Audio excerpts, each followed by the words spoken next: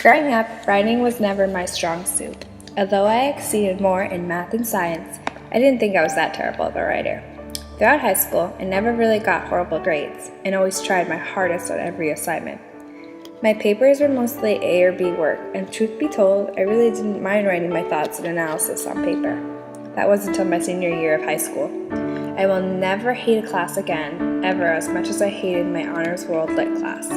Not only was I forced to take it because the humanities class that I signed up for was cut, but I was also thrown into the class with a teacher that was hated by most students in my school. Throughout my whole schooling career, I've never had a single problem with any of my teachers, and my mother can vouch for that. That was until Miss Dawson came along and ruined my senior year. For some reason, the woman absolutely hated me, no matter what I did. She would go out of her way every single day to torture me. She would make little nasty comments to me here and there in front of the entire class. She would ask me questions like, "Do you take anything seriously in your life?" Or, "Are you sure you're even capable to express that necessary topic?" Little things that would sink deeper and deeper into my heart. My mom would try to give me advice like kill her with kindness or show her compassion, but all I really wanted to do was tell her off. But I knew that wouldn't help anything. On every single assignment that I would hand in, it would seem like she would try to go out of her way to take points off certain things. I remember one class where we had assigned reading the previous night and had an in-class pop quiz. Luckily, I had read, but one of my best friends who I had the class with didn't. So of course I let her copy off my answers. When we got our quizzes back, my friend Kate, who didn't even do the reading, ended up with a B+, when I got a D. It didn't seem to make any sense to me. Kate got all her answers from my paper, and yet she was getting a significant higher grade than me. How is that possible?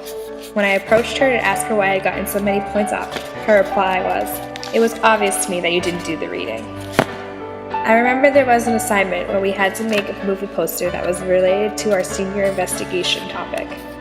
She handed out a rubric and told us to make sure we had all the required information on them. If we were missing one little thing, she told us that we would receive a 50 on it. She had given us the next class to work on these movie posters, but unfortunately I stayed home from school because I wasn't feeling well. Because I knew that these movie posters were due the next day, I'd spent all day at home working on mine.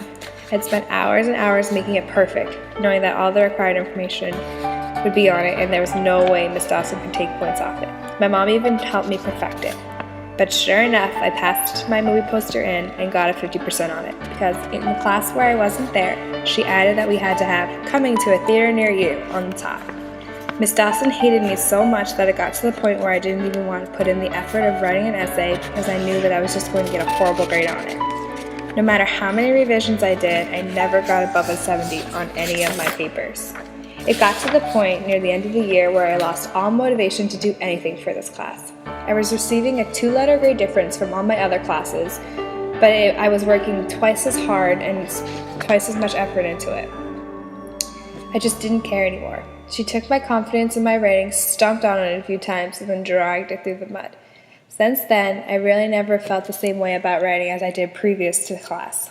I've always figured there was no way, no matter what I did, that I would be able to improve. I just had to accept the fact that I was not a writer, no matter what I did.